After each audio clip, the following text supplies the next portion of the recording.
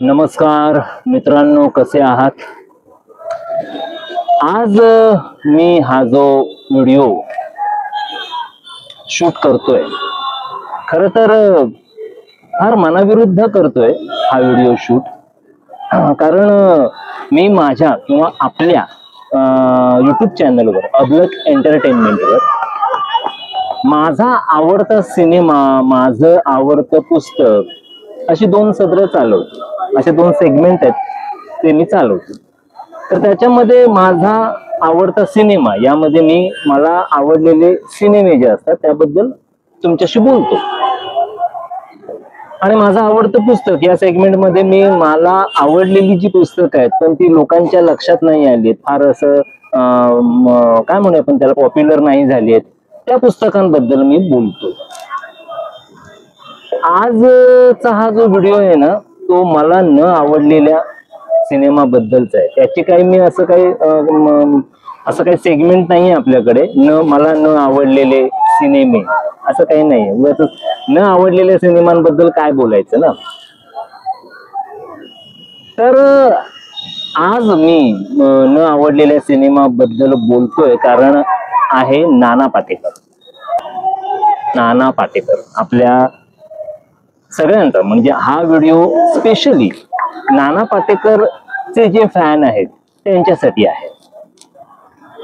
तर नाना पाटेकरचा सिनेमा तुम्ही थंबनेल बघूनच आलात, व्हिडिओ ऑन केलात तर तुम्हाला थंबनेल मध्ये ऐटीत बसलेला नाना आणि खाली हाऊसफुल 5 अर्थात नानाची टांग असं लिहिलेलं दिसलं.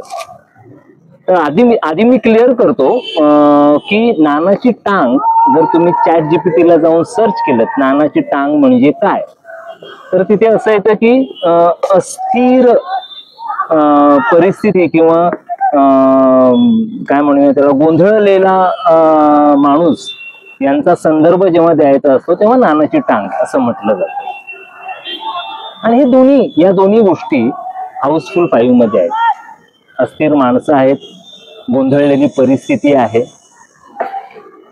का सिनेमा केला नाना पाटेकरने असा भला मोठा क्वेश्चन मार्क, प्रश्नचिन्ह पडावा त्याच्या फॅन्सना,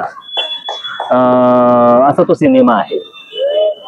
म्हणजे नाना पाटेकर असं आपण म्हटल्याच्या नंतर नाना पाटेकर हे एक विद्यापीठ आहे ना. म्हणजे नाना पाटेकर म्हटल्याच्या नंतर फक्त नाना पाटेकर येत नाही, तर नाना पाटेकर म्हटल्याच्या नंतर मीरा नायर येतात, नाना पाटेकर म्हटल्याच्या नंतर हेमचंद्रा येतात, नाना पाटेकर म्हटल्याच्या नंतर रामगोपाळ वर्मा येतात, नाना पाटेकर म्हटल्याच्या नंतर त्यांच्याबद्दल भरभरून बोलणारा अनुराग कश्यप येतो, नाना पाटेकर म्हटल्याच्या नंतर माधुरी दीक्षित, डिंपल कपाडिया यांनी प्रहार मधला जो अभिनय केला नानाच्या दिग्दर्शनाखाली तो डोळ्यासमोर येतो. नाना पाटेकर म्हणजे सुलभा देशपांडे, अरविंद देशपांडे यांनी चालू केलेली आविष्कार नावाची नाट्य चळवळ, त्यात सहभाग होता नाना पाटेकरचा. तर नाना पाटेकर म्हटल्याच्या नंतर अमोल पालेकर पण डोळ्यासमोर येतात. अमोल पालेकरांचा थोडासा रुमानी हो जाय हा सिनेमा आणि त्यातली पाणी ही कविता, हिंदीमध्ये पाणी ही कविता अप्रतिम. किंवा हेमचंद्रा यांनी डिरेक्ट केलेला अंकुश सिनेमा, त्यातलं एका बेकार तरुणाचा आक्रोश, तरुणाचा म्हणण्यापेक्षा तरुणांचा एक मित्र परिवार असतो नाना आणि इतर मंडळी. तर नाना पाटेकर म्हटल्याच्या नंतर सुहास पळशीकर डोळ्यासमोर येतात. आणि काही जाणकारांच्या तर डोळ्यासमोर नाना पाटेकर म्हटल्याच्या नंतर आणखी एक गुणी नट येतो, तो म्हणजे उदय म्हैसकर नावाचा. नाना पाटेकर म्हटल्याच्या नंतर क्रांतीवीर मधला रापलेला चेहरा घेऊन हिंदू मुस्लिम यांच्यात ऐक्य घडवून आणण्यासाठी बेंबीच्या देठापासून ओरडणारा आणि लोकांना जाग करणारा नाना पाटेकर दिसतो आपल्याला. क्रांतीवीर सिनेमा येतो नाना पाटेकर म्हटल्याच्या नंतर. प्रहार आहे, क्रांतीवीर आहे, थोडासा रुमानी हो जाय, त्याच्यानंतर परिंदा विधू विनोद चोप्राचा, त्याच्यानंतर नाना पाटेकर म्हटल्याच्या नंतर स्मिता पाटीलचा उल्लेख होतो. स्मिता पाटील बद्दल नानाचं जे काय म्हणणं आहे ते नेटवर जाऊन तुम्ही सर्च करा.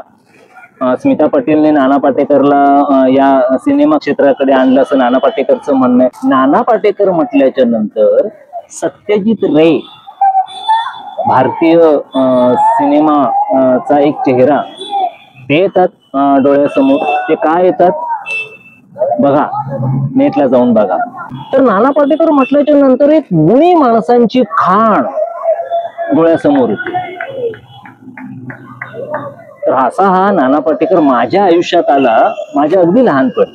म्हणजे तेव्हा अर्थातच आता मी 40 ओलांडलेली आहे. तर अमिताभ बच्चनचे सगळे फॅन होते त्या काळातली माणसं, 76, 80 या काळात जन्माला आलेली माणसं, मुलं. आणि मी पण तसंच अमिताभ बच्चनचा फॅन होतो. आणि मी माझ्या मागच्या एका व्हिडिओमध्ये ते बोललोय की अमिताभ बच्चनचा फॅन असताना अमिताभ देखणा वाटत होता त्या बालवयातही मला. त्याचा तो एकंदर त्याचं शरीर, उंच पुरं शरीर, आणि आपण काही तसे नाही आहोत असं मला सारखं वाटत होतं. जेव्हा जेव्हा छायागीत किंवा चित्रहार मध्ये तेव्हा गाण्यांचं एक मेट्रो चॅनलवरती कार्यक्रम असायचा, त्यात गाणी लागली किंवा रविवारी हिंदी सिनेमा असायचा, त्यात अमिताभ बच्चनचा सिनेमा असला, अर्थातच डिशुम डिशुमवाला, मारधाडवाला, की आम्हाला सगळ्यांना मुलांना खूप आवडायचा. आणि त्या काळात आम्हाला हे सगळे फारुख शेख वगैरे ना हे सगळे कंटाळवाणे वाटायचे. फारुख शेख, नसरुद्दीन शाह, शबाना आझमी, स्मिता पाटील. रविवारी रिजनल सिनेमा दाखवला जायचा दुपारी, ते मुक्या बहिऱ्यांच्या बातम्यांनंतर तो सिनेमा असायचा. तर मग भारतातल्या वेगवेगळ्या राज्याचं प्रतिनिधित्व करणारा त्या भाषेतला सिनेमा दाखवला जायचा. मग त्यात कधी कधी स्मिता पाटील दिसायची, पण ते कंटाळवाणी वाटायचे. नंतर त्याच सगळ्यांनी जादू केली, तो भाग वेगळा. पण अमिताभ बच्चनचं वेड होतं तेव्हा. आणि अचानक मी जिथे राहत होतो, माझं बालपण जिथे गेलं, तिथल्या एका थिएटरला भालू नावाचा सिनेमा पाहिला. मला कोणीतरी घेऊन गेलं लहानपणी आणि भालू नावाचा सिनेमा पाहिला. उमा भेंडे, प्रकाश भेंडे हिरो हिरोईन आणि तेच निर्माते. तर त्या भालू मध्ये मला त्या बालवयातही एक माणूस अंडरलाईन झाला आणि तो ज्या पद्धतीने वावरत होता स्क्रीनवरती, मला कुठेतरी ना त्यात म्हणजे ते नेमकं जे काय वाटलं होतं ते मी नंतर म्हटलं की आपल्याला ती व्याख्या नंतर मी डिफाईन झाली माझ्या मेंदूमध्ये. पण तेव्हा मला वाटलं की साला हा माणूस जो कोण आहे ना, हा जर इथे वावरतोय तर मग आपण हे वावरू शकतो. कारण तसंच ओबडधोबड आपला चेहरा आणि सतत काहीतरी कसल्या तरी न्यूनगंडाने पछाडलेला आणि खाली मान घालून जगणारा होतो मी. आणि आक्रोश होता लहानपणी. शाळेतून नाकारला गेलो होतो, कुटुंबात आई वडिलांकडून नाकारला गेलो होतो, अभ्यासात बरं नाही असं सगळ्यांनी ठरवून टाकलं होतं की हा आता आयुष्यात काही करणार नाही. माहित नाही आता त्यांच्या दृष्टीने मी काही केलंय का आतापर्यंत. जे काही केलंय ते नाटक सिनेमातून कामं करतो किंवा मी लिहितो. पण तेव्हा नाना पाटेकरचं एक गारुड तयार झालं आणि अमिताभ बच्चन वजा झाला. आणि मग नाना पाटेकर नाना पाटेकर नाना पाटेकर. मग भालू नंतर माझ्या पाहण्यात आला अंकुश. मग ती लाईनच लागली. तेव्हा ते VCR आणून त्यावर सिनेमा बघायचो. मग हळूहळू आमच्या सगळ्या मुलांवरती तो नाना पोचत गेला. मुलांकडे तो नाना पोहोचत गेला, त्यांच्या आयुष्यात येत गेला नाना. आणि आम्हाला सगळ्यांनाच मग अंकुश मधला नाना पाटेकर तर वाह क्या बात आहे. म्हणजे आताच हे राम गोपाळ वर्मा, अनुराग कश्यप ही सगळी मंडळी त्या यन चंद्रांच्या अंकुशवर पोचलेली. त्यांचं स्कूल आहे अंकुश म्हणजे. त्यानंतर नाना पाटेकरचा अंगार नावाचा एक सिनेमा पाहिला होता. असे बरेच नानाचे चांगले चांगले चित्रपट पाहण्यात आले. त्यातले डायलॉग्स आणि नाना पाटेकर म्हणजे नाना पाटेकर असं ते सगळं असताना आता एक जळभद्री सिनेमा मी पाहिला नाना पाटेकरचा, हाऊसफुल 5. म्हणजे नाना पाटेकरने हा सिनेमा का करावा, का केला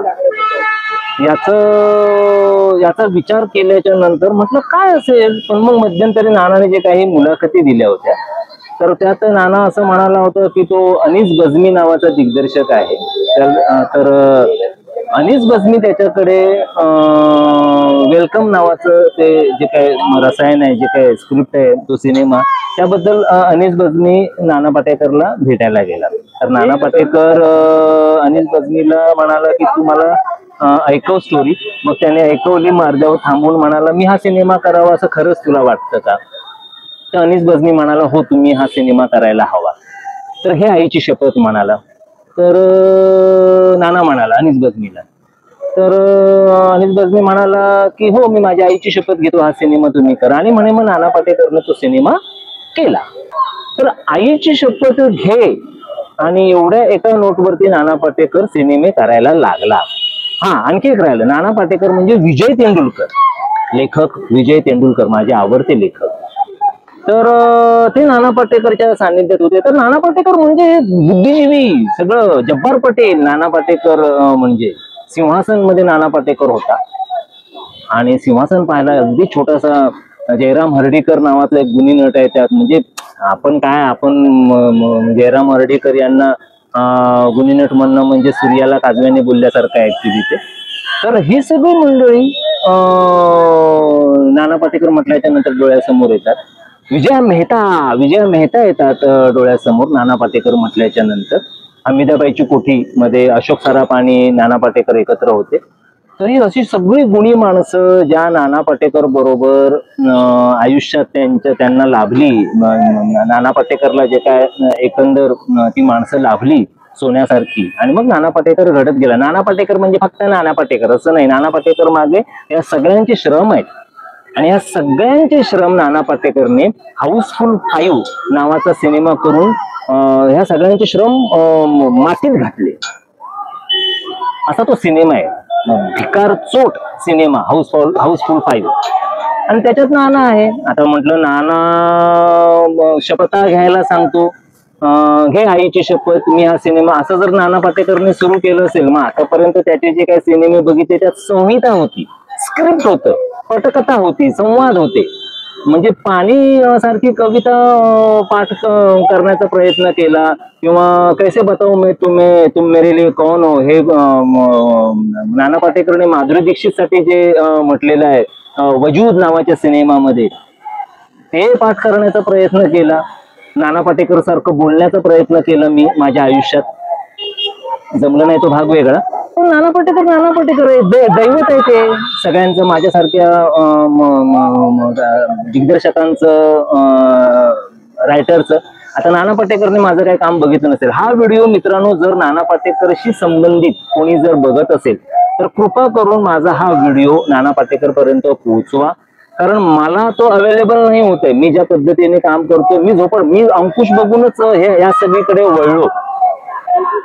पण मी करतोय काम गटाराच्या बाजूलाच आहे अजून. मलाही आले की सिरियल मध्ये काम करूया, अमुक करूया. नाही ते सिरियल मध्ये जो काही वेळ झमेपणा चाललेला आहे ना, तो 1-2दा प्रयत्न केले मी, जाऊन त्या मांडवा खालून आलेलो आहे. आता त्या सिरियलची नावं नाही घेतली. पण तो वेळ झमेपणा आपल्याला नाही जमणार या नोटला मी ते सोडून दिलं. मी माझं हे आता चूल मांडलेले 2019 पासून. त्याच्यानंतर मी नाटकही केलं, ते त्याच विचारांचं केलं.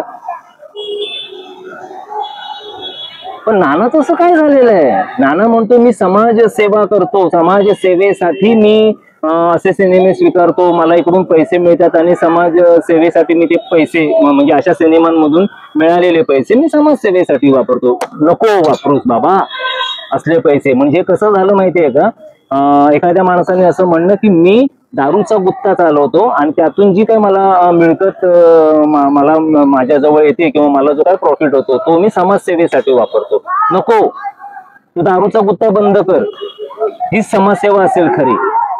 तसं नाना, तू हाऊसफुल 5 सारखे सिनेमे लोकांना मदत करण्यासाठी किंवा समाजसेवेसाठी पैसा जनरेट व्हावा म्हणून जर करत असशील ना तर नको करूस. त्यापेक्षा हे सिनेमे करणं बंद कर. तू आदर्श आहेस माझ्यासारख्या तरुणांचा आणि येणाऱ्या पिढीचा सुद्धा. तुझं सगळं मागचं काम इतिहासात बघितलं जाणार आहे त्या लहान मुलांकडून. आणि शेवटी आता ही ओळख ठेवणार आहेस का हाऊसफुल 5 मधली? असं वाटेल कोणाला तरी की एवढा काय तू रागवतोस आणि तुझी लायकी आहे का नानाला बोलण्याची. माझी लायकी नाहीये नानाला बोलण्याची. पण वडीलधारी माणसं जशी सांगतात ना लहान मुलांना चुकीचं पाऊल उचलल्याच्या नंतर, तसं लहान मुलांनाही अधिकार आहे. वडीलधारी माणसं चुकीचं पाऊल उचलतात तेव्हा त्यांना 2 शब्द ऐकवण्याची. अरे आमचं प्रेम आहे. नाना पाटेकर बरोबर हाऊसफुल मध्ये जे कोण कलाकार मंडळी आहेत ना, त्यांच्याकडून आमची काही अपेक्षा नाही. भौतिक सुखांसाठीच ते सिनेमे करतात जे कोण असतील. मला त्यांची नावही माझ्या तोंडातून उच्चारायची नाहीयेत. हाऊसफुल 5 मधली जे इतर कास्ट आहे नाना वगळता. बरं, त्याच्यामध्ये नाही म्हटलं तरी एका माणसाचं नाव घ्यावं लागतं, संजय दत्त आहे. तर संजय दत्त बरोबर मी कधी काम करणार नाही. तो बॉम्बस्फोट मध्ये सापडला होता, आरोपी होता, मुख्य आरोपी, आणि माझी भावंड मेले त्या बॉम्बस्फोटामध्ये. 93 ला जो बॉम्बस्फोट झाला, तर त्याच्यामध्ये 92-93 ला जो बॉम्बस्फोट झाला, त्यात एक बंदूक बाळगल्या प्रकरणी संजय दत्तला टाळा लागला आणि शिक्षा झाली होती. तर त्या संजय दत्त बरोबर मी आयुष्यात कधी सिनेमात काम करणार नाही असं म्हणणारा नाना, अशी काय जादूची कांडी झाली आणि असं काय मतपरिवर्तन झालं की त्याने संजय दत्त बरोबर हा सिनेमा केला. म्हणून ती नानाची टांग, कारण गोंधळलेला. तुम्ही जाऊन बघा, ChatGPT वरती टाईप करा नानाची टांग म्हणजे काय ते. गोंधळलेला, संभ्रम झालेली परिस्थिती किंवा माणूस, याचा संदर्भ जेव्हा द्यायचा असतो तेव्हा नानाची टांग असा शब्द प्रयोग केला जातो. अरे नाना, विजया मेहता, सुलभा देशपांडे, त्याच्यानंतर अरविंद देशपांडे, जब्बार पटेल. आता जब्बार पटेल नाही ना काहीच बोलत, आता नाही बोलत ना. तुम्ही जे काय पुरोगामी होतात ना, त्या एका फळीमध्ये तुमच्या पुरोगामीपणाला एक्सपायरी डेट होती का? आणि ती 2014च्या आधी संपली का तुमचा पुरोगामीपणा? 2013 पर्यंतच होती का? ते 2013 ही एक्सपायरी डेट होती का? आम्ही तुमच्या नाटकांवर, मी काय म्हणतोय लक्षात येते ना, तुम्ही जो काय पुरोगामीपणा दाखवला, तुम्ही जे काय कलाकृती केलीत, जब्बार पटेलांनी जी काही नाटकं केलीत, पण आता जब्बार पटेल काही अवाक्षर काढत नाही तोंडातून, जे काय आजूबाजूला घडतंय. हिंदी भाषेवरून वाद चाललेला आहे. हिंदी भाषा सक्तीची करायची. कशाला सक्तीची? त्या विरोधात बोलायला पाहिजे ना नाना तू. ती सक्तीची नका करू. मी स्वतः बॉलिवूड मधला नट आहे. मी हिंदी भाषेला प्रमोट करत आलो, पण मी ज्या राज्यात राहतो तिथे मराठी बोलली गेली पाहिजे. तू बोल ना, रस्त्यावर ये ना तू रस्त्यावर आलास की आम्ही येऊ तुझ्या मागून. फक्त हिंदी भाषा नाही, आणखी बऱ्याच गोष्टी आहेत. बोर्ड मराठीत पाहिजे दुकानांचे. अरे तो दुकानदार मराठी पाहिजे ना, नुसते बोर्ड मराठीत असून काय फायदा आहे? नाहीतर बोर्ड आहे मराठीत, दुकानदार गुजराती, मारवाडी, नाही तर आणखी कुठल्या तरी इतर भाषेत, आणि त्या दुकानाच्या समोर पथारी मांडून मराठी माणूस बसलेला आहे फुटपाथ वरती. जर मराठी भाषा, कुठलीही भाषा ही धनिकांची भाषा असेल ती बरोबर टिकते. हळूहळू जर मराठी माणूस असा जर रसातळाला जात राहिला, मराठी माणसाची अस्मिता सगळी गेली, संपली, त्याच्याकडे पैसा अडका नाही राहिला, तो दिवसेंदिवस गरीब होत गेला, तर गरीबाची भाषा कशी काय टिकणार आहे? कोण ऐकतो गरीबाचं? मग मराठी भाषेत व्यापारी कसे निर्माण होतील त्याचा प्रयत्न झाला पाहिजे ना. मराठी भाषेत मोठमोठे नट कसे निर्माण होतील, मराठी भाषेत क्रिएटिव्ह कामं करणारी माणसं कशी निर्माण होतील आणि ती जगाच्या पाठीवर पोहोचतील, याचा प्रयत्न झाला पाहिजे ना महाराष्ट्रातून. फक्त मराठी अस्मिता जागी करून काय करू? मराठी अस्मिता जागी करून सकाळी जाऊ गुजरात्याच्या दुकानामध्ये मडकं भरायला, दाजी पुसायला? मराठी माणसाने काही व्यवसाय करायचा ठरवला तर त्याला मदत करा. राज्य सरकारने त्याला मदत केली पाहिजे. तो व्यापारी म्हणून कसा? हे सगळे मुद्दे नाना तू बोलणार रस्त्यावर येऊन. 2014 नंतर तुम्ही दोघांनी, आमिर खानने आणि तू, पाण्यावरती लक्ष केंद्रित केले. अरे सरकारची जबाबदारी आहे ना, त्यांची कान उघडणी करा. तुम्ही नट म्हणून दबाव गट निर्माण करा.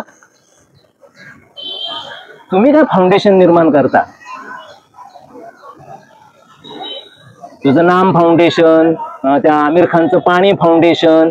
सरकारला कळत नाही का? सरकारला काही त्यांच्याकडे काही धोरणं नाही आहेत का शेतकऱ्यांविषयी,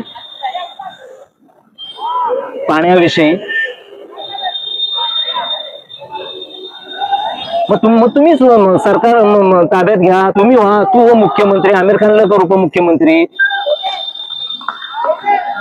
बरं, तुम्ही हे जे काही वेगळा संसार मानता, तुम्हाला काहीतरी कळलं, पाण्याबद्दल तुम्हाला आस्था निर्माण झाली, चांगली गोष्ट आहे. तुम्ही शेतकऱ्यांना मदत करता, बरोबर आहे, चांगली गोष्ट आहे. पण मग ही मदत तुम्ही सरकारच्या मदतीनेच करता ना, सरकारच्या मदतीशिवाय कराल का? मग त्यापेक्षा सरकारला सांगा की तुम्ही बाबा रे असं असं होतंय, हे काय करायचं, आमिर खान आणि तू परिसंवाद घ्या. हे फाउंडेशनची कसली नाटक आहेत? तो human being human Salman Khan footpath वरती गाड्या चढवतो, माणसांवरती माणसं मारतो आणि नंतर मग माणूस कसा जगला पाहिजे याच्याविषयी एक संस्था काढतो, बिंग ह्युमन, आणि तो म्हणे मदत करतो. माझ्या जवळची सगळी आता माझ्या एका मैत्रिणीची आई आजारी आहे, कॅन्सरची ट्रीटमेंट चालू आहे तिच्या आईची. तर हे बिंग ह्युमन, नाना पाटेकर, मकरंद अनासपुरे हे नाही मदत करत आहे. तुमच्यापर्यंत आम्ही पोहोचायचं कसं? आम्हाला जर मदत हवी असेल तेच नाही माहिती आहे आम्हाला, कारण ते तुम्ही पसरवलंच नाहीये. तू तो साधा काय तो एक गमछा घेतोस, ते जे काय काय तो साधेपणाचा आव आणतोस आणि नंतर कोट्यानी रुपये खर्च केलेला हा असला हाऊसफुल नावाचा सिनेमा करतोस. अमिताभ बच्चनला तिकडे जाऊन सांगतोस की माझं काय साधं आहे, तुम्हाला भिंती असतात तसं माझं काय डोंगर आहेत आजूबाजूला, मी साधा माणूस आहे. मग साधा माणूस आहे तर कशाला लागतात रे एवढे पैसे? तर काय गंमत अशी होते ना की राग राग राग राग होतो. नानापर्यंत हा व्हिडिओ जर माझा गेला तर नाना कदाचित म्हणेल की हा कोण आहे भिकारचोट, ह्याला काय कळत आहे नाम फाउंडेशन मधलं आणि आमिर खानच्या समाजसेवेबद्दल. आम्ही बाबा आमटेंचा पण सिनेमा पाहिला, तोच काम केलं होतं त्याच्यामध्ये, है ना. मग किती तुझे आता जर आपण गाडगे महाराज पाहिलेले आहेत, ते पण सरकार दरबारी जाऊन मदत मागत होते, पण ते स्वतः कसे राहत होते? गाडगे महाराजांनी बाजूला काही वेगळं आणखी काही टाकलं नव्हतं. समाज विघातक, जसे तू समाज विघातक हे सिनेमे करतोयस आणि त्याच्यातून मग समाजसेवा करणार असशील तर तसं काही गाडगे महाराजांनी केलं नव्हतं. प्रवचन द्यायचे ते. जाऊ दे, मी आडवा तिडवा बडबडत जातोय आणि मला असं वाटतं की तुला ही आडवं तिडवं बडबडत गेलेलंच आवडतं. क्राफ्टेड आपण जगलोच नाही आहोत कधी. तू जगलायस की नाही मला माहित नाही, पण आम्ही नाही जगलो बाबा. कविता सुचली तर म्हटली कोणासमोर, 4 लोकांसमोर. आजही मी घरातून सकाळी बाहेर पडलेलो आहे. एका मित्राने आता मला जेवायला घातलं, ते जेवलो आणि आता हा व्हिडिओ करायला आलो. सगळे मित्र करतायत रे, मित्र परिवार करतोय. तुला साधं जगायला कशाला असे भिकारचोट सिनेमे करावे लागतायत, हाऊसफुल 5 सारखे? त्यामुळे हात जोडून विनंती आहे नाना, हात जोडून विनंती आहे तुला, कृपा करून आमच्या मनातून उतरू नकोस. आलं का लक्षात? आज तू लोकांच्या मनात आहेस म्हणून तुला त्या पुकार बॉलिवूड मध्ये रिस्पेक्ट आहे. तू आमच्यासारख्या लोकांच्या मनातून उतरलास ना, ती लोक पण विचारणार नाहीत तुला. आणि काय तुझी समाजसेवा नाही? उतर रे, रस्त्यावरती ये ना. तर प्रकाश राज तिकडे बिनधास्तपणे बोलतोय. काय झालंय महाराष्ट्राचं? आमच्या बोलण्याला अर्थ नाही रे, किंमत नाही आम्हाला, म्हणजे अजून तरी नाहीये. भविष्यात आम्ही ते मिळवू तेव्हा बोलूच आम्ही. पण तुझ्या वाक्याला तू जर काही 2 गोष्टी बोललास तर तुला लोक बघणार आहेत. तू का नाही बोलत आहेस रस्त्यावर येऊन? अहमदाबाद मध्ये विमान कोसळतं, त्याच्यानंतर तिथे असं म्हटलं जातं की बघा भगवद्गीता वाचली. अरे ती 250-300 माणसं मेली, त्यापेक्षा भगवद्गीता वाचली याच्यामध्ये तुम्ही लोकांना गुंतवून ठेवणार आहात का? ते गुजरातचे माजी मुख्यमंत्री रुपानी ते गेले, त्याच्याबद्दल कोणीच काही बोलत नाहीये.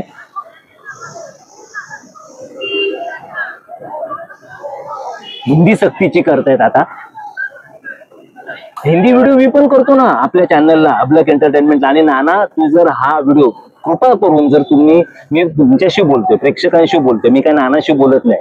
आणि मी तुम्हाला सांगतोय नानाबद्दल, म्हणजे नानाबद्दल आपल्याला प्रेम आहे की नाही, मग नानाने असं वागू नये. नाना तुझ्यासाठी ना 10 घरचं भीक मी मागतो वाटल्यास, आणि तुला जर अगदीच जेवणाची भ्रांत असेल ना तर मी 10 घरं फिरतो. मी आतापर्यंतच माझं आयुष्य स्वतःच असंच भीक मागून काढलेलं आहे. मी तुझ्यासाठी तुझ्या जेवणासाठी पण 10 घरं फिरतो, पण असले सिनेमे करू नकोस. आदर्श मानतो यार आम्ही तुला. आणि हे भांडवलदार जे आहेत ना, सो कॉल्ड भांडवलदार, 100 कोटी 200 कोटी 300 कोटी 400 कोटी 500 कोटी, आता तर एक सिनेमा आहे, तुम्ही असं ऐकलं त्या सिनेमा, मी नाव नाही घेत, पण त्या सिनेमाचं म्हणे 1000 कोटी बजेट आहे. हे 1000 कोटी आणि 500 कोटी बजेट ठरवून सिनेमे करणारे गरिबांबद्दल कसं काय बोलतील? सिंगल स्क्रीन गायब केले. तुम्हाला गरीब नकोच आहे ऑडियन्स म्हणून, श्रीमंतांसाठी चाललेलं आहे सगळं.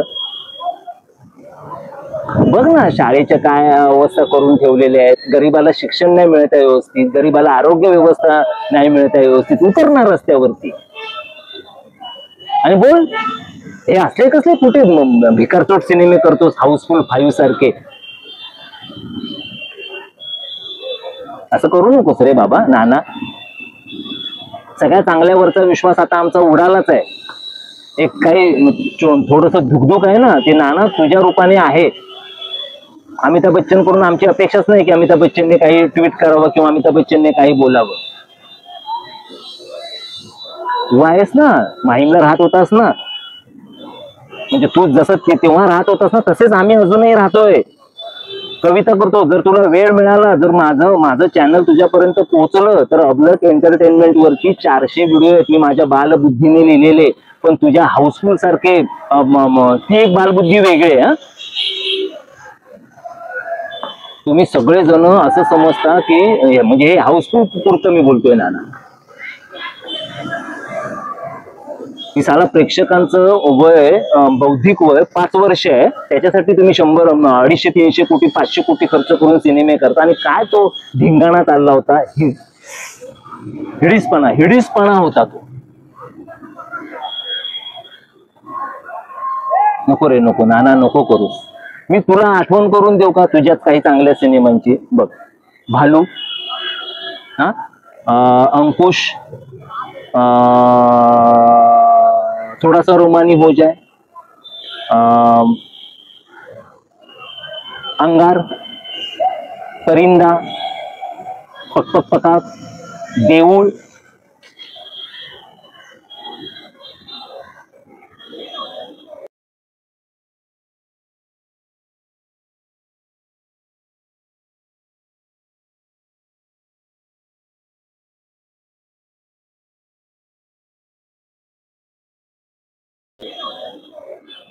असे बरेच आहेत की सिनेमे. दिशा नावाचा एक सिनेमा मला तुझा आवडतो. दीक्षा आवडतो. त्यातले संवाद कान देऊन ऐकावेसे वाटतात. एक मला वाटतं स्मिता पाटील बरोबर केलेला सिनेमा आहे सूत्रधार, तो सुद्धा पाहिलाय मी. म्हणजे हाऊसफुल 5 हा तुझा सिनेमा पाहिल्याच्या नंतर काय वाटतं माहितीये का, एक कधीतरी काय म्हणतात ना, रुबाबात उभा असलेला एखादा किल्ला, एखादा गड, त्याचे भग्न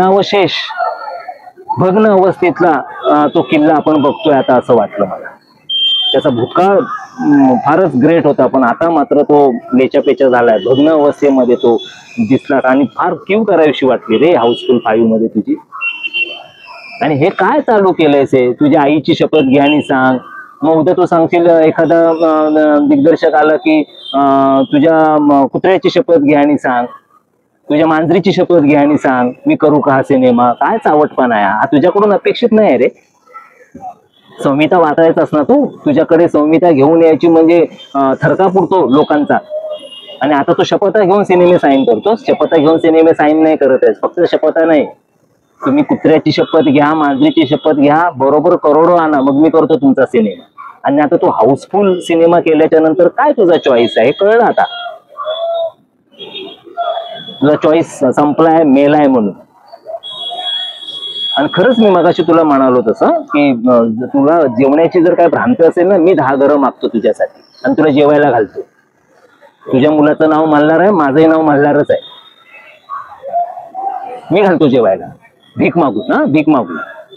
कारण आपण जे लिहितोय, मी जे लिहितोय ज्या पद्धतीचं, त्याला ऑडियन्स नाहीये. कारण आपण खरं बोलतो लिखाणातून.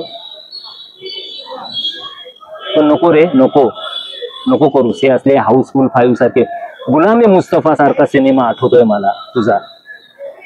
किती उत्तम सिनेमा होता.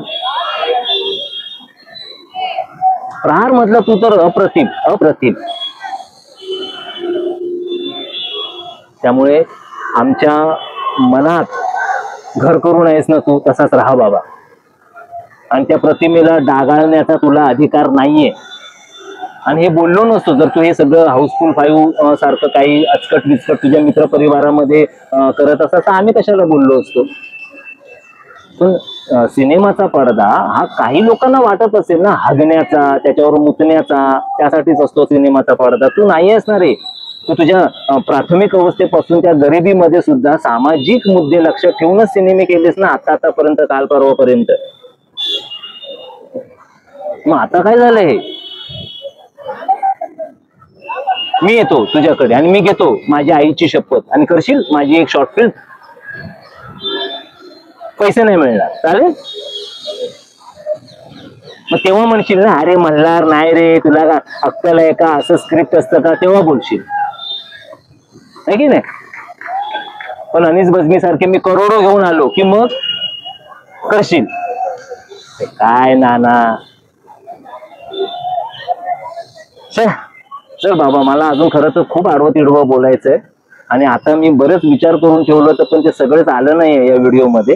आणि दुसरा व्हिडिओ मी काय याच्यावरती करणार नाही. हा मला न आवडलेल्या सिनेमाचा हा म्हणजे काय, तो एडिटिंग मध्ये फसलेला आहे, तो लिखाणात फसलेला आहे. की तुझ्या बरोबरीचे नट म्हणजे ते नट का म्हणायचं त्यांना तेच कळत नाही. या असल्या घाणेरड्या सिनेमातही फक्त तूच अंडरलाईन होतोस, ही जमेची बाजू. पण तू होतोसच रे सगळीकडे अंडरलाईन. मग तू अंडरलाईन होतोस तर तू चांगलं सांग ना यार लोकांना. हे यांच्या हातामध्ये ना सगळं आहे ना. यांना काय करायचंय की बघा, तुम्ही ज्यांना बुद्धिजीवी म्हणता, तुम्ही ज्यांना ग्रेट म्हणता ना, ते पण आता अडाणचोटपणा करायला लागलेले. म्हणजे आमचा बुद्धिजीवीपणावरचा विश्वास उडवायचा. कारण बुद्धिजीवींना खूप सांगायचंय लोकांना, पण पैसा नाही.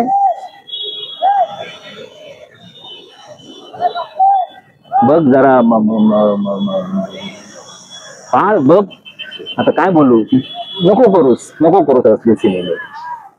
काही नसेल जमत आपला गप घरी बस, पण हे असले सिनेमे करायला घराच्या बाहेर नको करूस. खूप वाईट सिनेमा होता रे, खूप वाईट सिनेमा होता हाऊसफुल 5. खूप वाईट सिनेमा होता. का तुला त्या एकंदर त्या वेशामध्ये ठेवलं होतं, आणि कुठल्या पोलीस खात्यातला तू आहेस, काय ते क्रूज दाखवलं, ते क्रूज पण धड दाखवता आलं नाही. सगळा क्रोमा इफेक्ट वरती अख्खा सिनेमा उडवलाय. कीव करावीशी वाटली, कीव. आणि हे बॉलिवूड जे काय हलवायचं म्हणतायत ना मुंबईतून, खरंच हलवा. ही असली निर्मिती, असली भिकारचोट निर्मिती ह्या मुंबईत नकोच. आधीच वाट लागली मुंबईची राज्यकर्त्यांनी, राजकारण्यांनी. तू त्या लल्लन टॉपला इंटरव्ह्यू दिलास, तू छान बोललास की राजकारणी लोक आपल्यात भांडणं लावून देत आहेत, हिंदू मुस्लिम करतायत. 93च्या दंगलीचा तू दाखला दिलास. अरे खूप लवेबल आहेस रे तू, आम्हाला आवडतोस तू, पण हे असलं नको ना करूस यार. बरं सांगतोस ना साधेपणाने जगतो म्हणून, मग का तुला असले सिनेमे करावे लागतात? बस झालं, जास्त काय बोलत नाही. बोलता बोलता अंधार होत आलाय. बहुत अंधार नाही, ढग जमा होत आहेत, पाऊस पडेल कदाचित. तर पण नको करूस हे सिनेमे. हा, आणि माझा जर हा व्हिडिओ तुझ्यापर्यंत पोहोचला, तू जर हा व्हिडिओ बघत असशील, तर माझ्या चॅनलसाठी एक मुलाखत दे तुझी. आपण मुलाखत घेऊया तुझी, अबलक एंटरटेनमेंट या चॅनलसाठी. माझं काम बघ, 400 व्हिडिओ आहेत. आणि माझं हे चॅनल लाईक कर, शेअर कर, सबस्क्राईब कर. हे तुम्हाला पण सगळ्यांना आहे, जे आता हे व्हिडिओ बघतात. आणि नानाला मी आता या व्हिडिओमध्ये सांगून ठेवतो, जर हा व्हिडिओ नानापर्यंत पोहोचला तर नाना प्लीज चॅनलला लाईक कर, शेअर कर, सबस्क्राईब कर. आणि मला एक इंटरव्ह्यू दे. मग त्या इंटरव्ह्यू मध्ये माझ्या मनातले, म्हणजे प्रतिकात्मक असेल ते माझ्या मनातले, पण तुझ्यावर प्रेम करणाऱ्या लोकांच्या मनात काय प्रश्न आहेत ना, गोंधळ घालताय तुझ्याबद्दल, तू आता जे काय वाचतोय, ज्या पद्धतीचे सिनेमे करतोयस, ज्या पद्धतीच्या लोकांमध्ये तू आता गेलायस, तू बुद्धिजीवी आहेस ना रे, आणि कसल्या त्या उपटसुंबांबरोबर कशाला फिरतोस? तर ते प्रश्न मी तुला विचारेन आणि मला आवडेल हा व्हिडिओ तुझ्यापर्यंत पोहोचला. आणि जर तू म्हणालास की मी तयार आहे मुलाखत द्यायला, तर मी यायला तयार आहे. तू बोलवशील तिकडे, आपण तुझी मुलाखत घेऊया. ओके, चला मित्रांनो, टाटा बाय बाय, सायोनारा. पुन्हा नवीन व्हिडिओच्या निमित्ताने लवकरच भेटूया. तोपर्यंत काळजी घ्या स्वतःची, आणि ह्या नानाने केलेल्या असल्या चित्रपटांपासून स्वतःचा बचाव करा. आणि जर हे पाहिले तर नाक्यावर, जिथे कुठे ऑफिसमध्ये असाल, कुठेही असाल, तिथे बदनामी करा त्या सिनेमांची आणि हा सिनेमा करणाऱ्यांची आणि या सिनेमात काम करणाऱ्यांची. नानाला वगळा, नाना आपला माणूस आहे. पाय घसरला असेल किंवा काय झालं असेल, नानाला वगळा. नानाचे इतिहास खूप मोठा आहे. ते बाकीची सगळ्या वेळ झाल्यासारखा नाना नाही. म्हणजे नानाची पाणी एक कविता एका बाजूला, आणि बाकीचे जे नट आहेत ना हाऊसफुल 5 मध्ये, त्यांच्या सगळ्यांची अख्खी करिअर्स एका बाजूला. किंवा नानाने जे म्हटलंय, बता इसमें से हिंदू का खून कौन सा है और मुसलमान का खून कौन सा है, क्रांतिवीर मधले डायलॉग, आ गए मेरे मौत का तमाशा देखने, तो एक पॅच, तो पूर्ण डायलॉग. आणि ह्या सगळ्या येडझाण्यांचे हाऊसफुल 5 मधल्या इतर कलाकारांचं अख्खं करिअर. नाना ग्रेट आहे, नाना ग्रेट आहे. फक्त नाना नको रे बाबा अशी कामं करू. चला मी निरोप घेतो तुमचा. टाटा बाय बाय, सायना बाय. आणि एक राहिलं, ह्या व्हिडिओ मध्ये मी जे काय नानाला अरे तुरे म्हटलंय ते मला ते शेवटी आता मी परत आलो आणि ते बोलायचं ठरवलं. तर आईच्या मायेने, आपण आईला जसं ए आई म्हणतो किंवा मामाला ए मामा म्हणतो, त्या अनुषंगाने म्हटलेलं आहे. कारण नानावरती तेवढं प्रेम आहे, तर ते म्हटलं सांगा, नाही तर मी उर्मट वाटायचो. तर आपण कधी असं म्हणत नाही ना की नाना पाटेकरांचा तो सिनेमा पाहिलास का रे, अमिताभ बच्चन यांचा तो अमुक सिनेमा पाहिलास का, एकेरी समजू. तर तसं आता मी आज नानाबद्दल बोललेलो. तर ए नाना जेव्हा म्हणतो तेव्हा आईला जसं ए आई म्हणतो, तसं ते ए नाना मी म्हणतोय. हे बॅक ऑफ द माइंड असू द्या. आता व्हिडिओ संपला. Tata bye bye, sayonara bye.